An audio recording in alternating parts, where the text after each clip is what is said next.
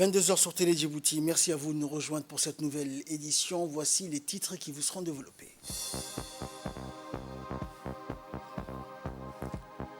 Le président de la République est arrivé donc à Johannesburg pour prendre part au sommet de regroupement des pays du BRICS, les pays d'Afrique. Et au Canada, le réchauffement climatique a créé des conditions bien plus favorables au feu au Québec. Voilà pour les titres, bonsoir à tous. Le président de la République, Ismaël Omar Guelleh, est arrivé cet après-midi à Johannesburg, en Afrique du Sud, pour prendre part au sommet du regroupement des pays des BRICS avec les pays d'Afrique. À son arrivée à l'aéroport international d'Oliver Tambo de Johannesburg, le président Guelleh a été accueilli par les hauts responsables sud-africains, notamment la ministre des Affaires étrangères de l'Afrique du Sud, Mme Naledi Pandor. Le sommet BRICS-Afrique, qui est un événement majeur, est l'occasion de forger des partenariats solides et durables. Il vise à créer une plateforme solide de coopération entre les pays membres des BRICS et l'Afrique en vue de favoriser la croissance économique, la stabilité et le développement durable en Afrique et au sein du BRICS. Au cours de ce sommet, il sera question également d'examiner les candidatures des pays qui ont formulé leur souhait de rejoindre les pays membres des BRICS. Ce sommet va réunir pour la première fois les pays membres du BRICS qui sont la Chine, la Russie, l'Inde, le Brésil et l'Afrique du Sud, avec plusieurs dirigeants de l'Afrique, dont le président de la République, Ismaël Omar Guelleh, qui est à la tête d'une forte délégation ministérielle.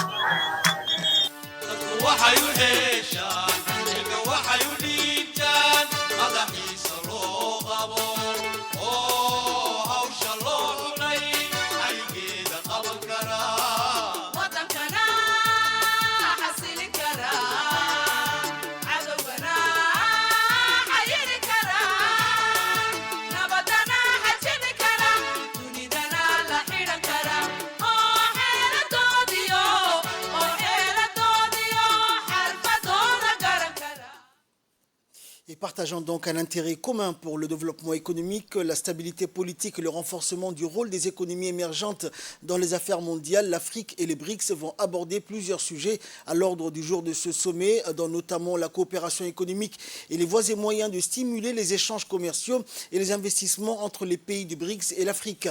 Le développement des infrastructures étant un sujet pivot pour les pays africains pour leur croissance économique durable, les dirigeants des pays africains et les représentants du BRICS vont explorer les moyens de renforcer les infrastructures en Afrique grâce à des investissements et à des partenariats donc, technologiques. Et dans cette édition, donc, nous allons nous rendre toujours en Afrique du Sud. Nous allons rencontrer le jeune Hassan Moussa Hassan, qui est un jeune Djiboutien commerçant installé à Johannesburg et qui est à la tête d'une société connue par de nombreux donc, restaurateurs somaliens. Pour sa motivation, aujourd'hui, Hassan est à la tête d'une société de plusieurs employés. Reportage.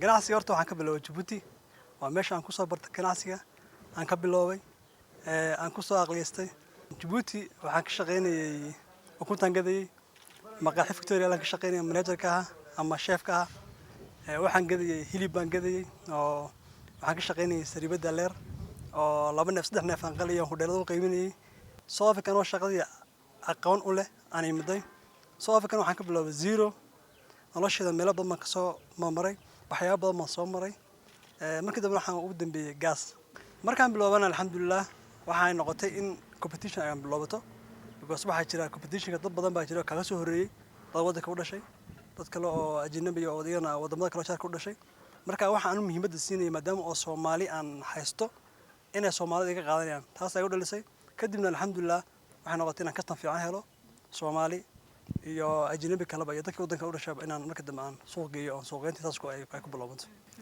delivery ku bilaabantay oo nacam intaan gaarin halkan marka dadka waxaan ka bilaabanay inaan xaafado ugu geeyno hadda ayaa soo doonanaya dadka badankood qaarna delivery waan sameynaa inkastoo delivery badannahay xaafadaan geyno xataa magaalooyinka gobollada qaar waan geynaa oo sablaan waan ku sameynaa deliveryga horta waa qaybta u badan waa qaybtan hadda maqaaxiyaasha maalintiiba qaar baa 90 kiilo 100 kiilo qaata dheelay waa maqaaxiyaasha ugu badan ugu yaraan hadda wadadan waxaa ku yaala ilaa 30 maqaaxiyood eeridan Soomaaliya u badan Soomaalida u badan maalintii qaar baa waxa ku shaqeeyaan 2 xabood maalintii oo u dhiganta 40 iyo 90 iyo 6 kiilo marka eeridan u badan wax naga qaata alxamdulillah wax dhibaato oo ku haysana ma jirto inkastoo competition jiro laakiin wali customka anaga haysana anagana u badan eeridan anaga haysana waxaa ahaa maamulaha maqaayadda Masha Restaurant wallahi aad iyo aad baan u anfacday in muddo hadda 6 sano waan macaamiil baan leeyahay wax walba fadhigayna noo keena maalintii 2 jeer baan dalbanaa service-ka aad iyo aad u sareeyaa aad iyo aad u sareeyaa waa qof Soomaali oo isfahmayno waqti walbana marka u baahano waa uu keena anytime 24 hours aad iyo aad uu noo anfacay waana we are proud of him shaqadu noo hayo marka waa aad iyo aad uu noo anfacay competition badan baa jira wadanka ka jiray laakiin ahaan xasan ahaan isaga hadda waa company-giisa Somkaas aad iyo aad buu noo anfacay wallahi waa farq weyn baa u dhaxaya inaad isfahmayno oo Soomaali oo Djibouti ah oo shaqada aad u fiican buu noo hayaa waana aad buu u maasan yahay macaamiisha waa badan tahay marka la yiraahdo maqaaxiyaasha 100 maqaaxiyood bay gaarayaan laakiin waxaa noogu badan xaafadaha waxay qaataan weekly monthly iyo 2 weeks 3 weeks laakiin maqaaxiyaasha waa daily every day waxa weeyaan waa wax loo baahan yahay oo la isticmaalayo marka maqaaxiyaasha noogu badan customkina waa badan yahay weeraan maalintii 300 200 oo qof waan deliver gareynaa markaan la yiraahdo Soomaali ahaan Djibouti ahaw ama Soomaali ahaw waxa ay soo markaa reer Djibouti ay maqlaan jacayl iyo galgacayl weyn bay hayaan saasay ay isu badgarayaan ay ugu jecel yihiin Djibouti ahaan ay ugu jecel yihiin marka si fiican bay noo soo dhaweeyaan si fiican bay noo macaamilaan anagana si fiican baan service ugu bixinaa. Et concernant le sommet du BRICS qui a eu lieu actuellement donc en Afrique du Sud, à Johannesburg notamment, le bloc veut étendre son influence. Le sommet des pays émergents des BRICS, Brésil, Russie, Inde, Chine et Afrique du Sud, qui s'est ouvert donc hier à Johannesburg avec au centre de discussion l'élargissement du bloc qui veut étendre son influence politique et économique mondiale. Une quarantaine de nations ont demandé leur adhésion ou manifesté leur intérêt pour rejoindre le club des 5 qui produit un quart de la richesse mondiale et rassemble 42% de la population du globe. Iran, Argentine, Bangladesh et Arabie Saoudite font notamment partie des aspirants. La Russie est représentée à Johannesburg par son ministre des Affaires étrangères, Vladimir Poutine, sous le coup d'un mandat d'arrêt international lié à l'Ukraine, ne s'est exprimé donc mardi au sommet que par un message vidéo enregistré. Et dans son message adressé aux dirigeants du groupe des BRICS, le président russe par vidéoconférence a déclaré que son pays expédierait jusqu'à 50 000 tonnes de céréales à 6 pays africains gratuitement, livraison comprise. Le bloc composé du Brésil, de la Russie, de l'Inde, de la Chine et de l'Afrique du Sud tient à sa première réunion en personne depuis avant la pandémie du Covid-19. La Russie sera également représentée en personne par son ministre des Affaires étrangères, Sergei Lavrov. Dans le reste de l'actualité, le Premier ministre et chef du gouvernement par intérim, Abdelkader Kamel Mohamed, a reçu ce matin une délégation de l'ALESCO conduite par la ministre de la Jeunesse et de la Culture, Dr Hibo Moumine Assowe. À la tête de cette forte délégation, 2 experts internationaux, à savoir Dr Fethi Al-Jarey et Dr Abdelhadi Al-Gamari.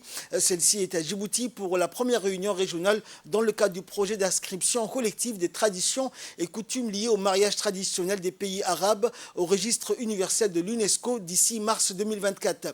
Le Premier ministre et chef du gouvernement par intérim, Abdelkader Kamel, a salué le choix de Djibouti pour la tenue de cette réunion de l'Organisation arabe pour l'éducation, la culture et les sciences, travaillant sous l'égide de la Ligue arabe pour essentiellement promouvoir, développer et coordonner les États membres. La délégation de l'ALESCO a donné un aperçu au Premier ministre sur la première réunion entre les différentes parties. Outre Djibouti, la République des Comores et la Somalie sont conviés à cette réunion. Cette entrevue s'est déroulée en présence du secrétaire général de la primature, Neguib Abdallah Mohamed Kamil, et du conseiller technique principal auprès de la ministre de la Jeunesse et de la Culture, Idriss Moussa.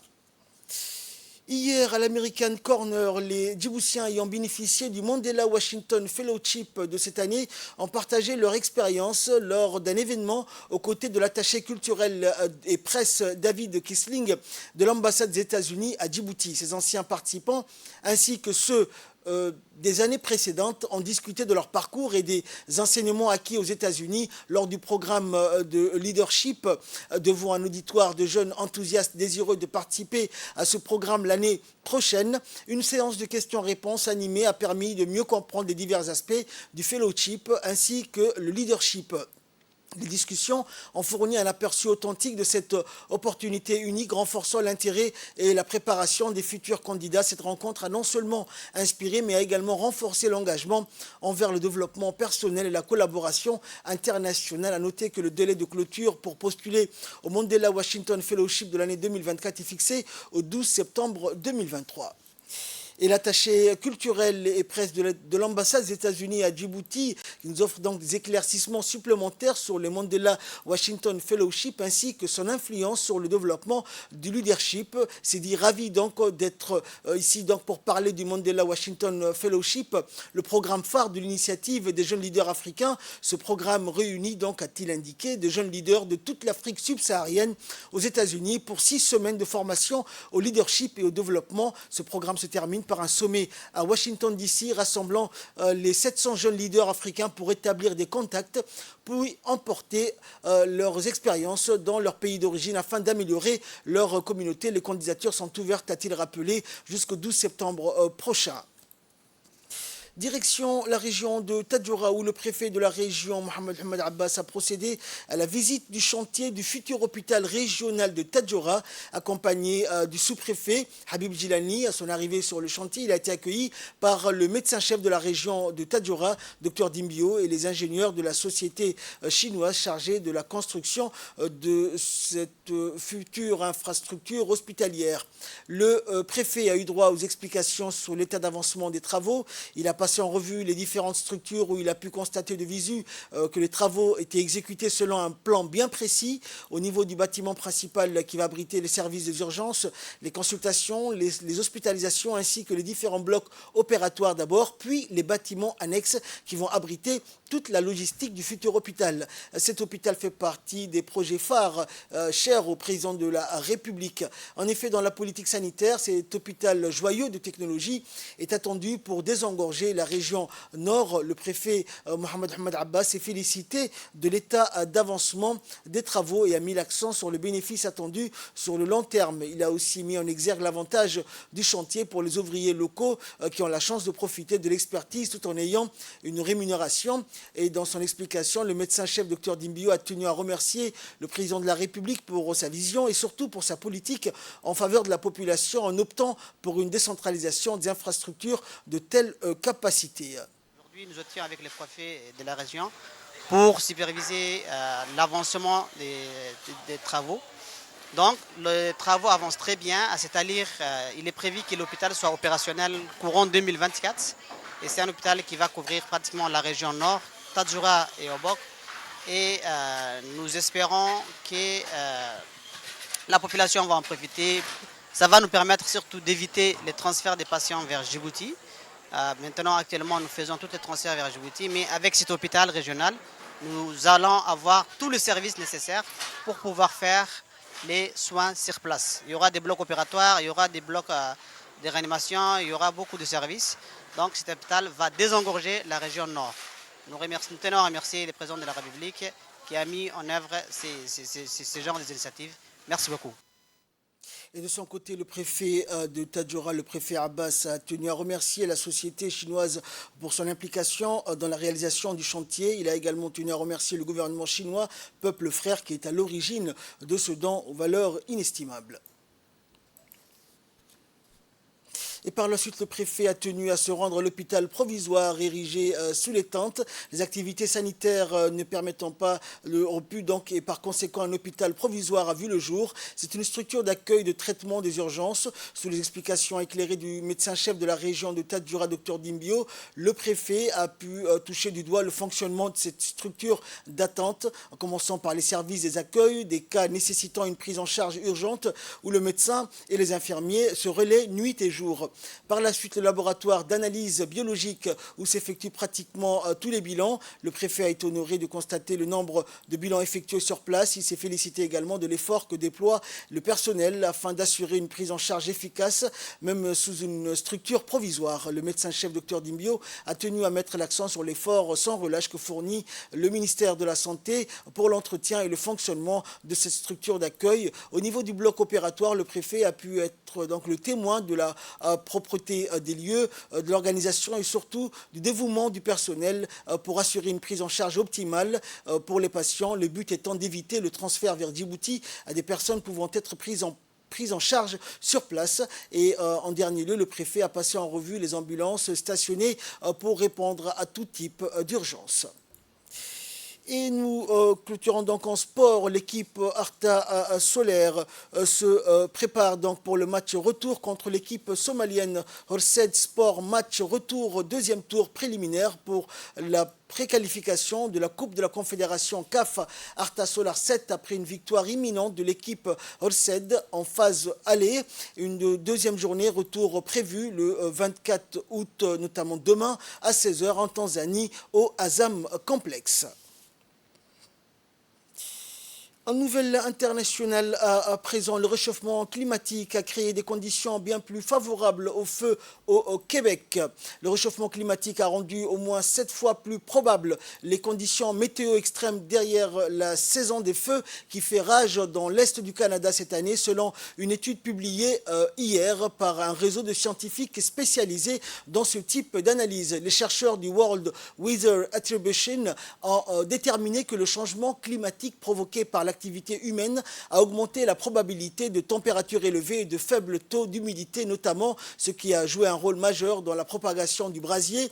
Le Canada connaît cette année la saison des feux la plus dévastatrice de son histoire. Plus de 1000 feux sont actifs d'est en ouest à l'heure actuelle. Plus de 15 millions d'hectares ont déjà brûlé au total dans le pays, soit une superficie plus grande que la Grèce. Cela représente déjà plus du double du précédent record enregistré sur une saison des feux complète, alors que celle-ci est encore loin d'être finie cette année. Environ 200 000 habitants ont dû être évacués et 4 personnes sont décédées. Au total, les incendies du pays restent cette année et ont généré l'équivalent du plus d'1 milliard de tonnes de CO2 du jamais vu.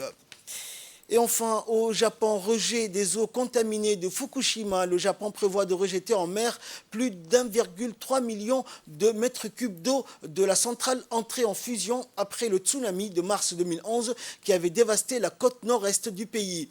Tokyo Electric Power, TEPCO, l'opérateur de la centrale nucléaire accidentée de Fukushima Daiichi dans le nord-est du Japon, a dit aujourd'hui avoir commencé les derniers préparatifs en vue de début du rejet dans l'océan Pacifique d'eau stockée sur le site. TEPCO explique dans un communiqué avoir transféré environ 1 mètre cube de cette eau qui a été filtrée au préalable pour la débarrasser de ces substances radioactives à l'exception du tritium et d'avoir ensuite dilué cette quantité avec 1200 mètres cubes d'eau de mer. C'est ainsi que prend fin cette édition. Merci à vous de nous avoir suivis. Excellente soirée sur Télé Djibouti.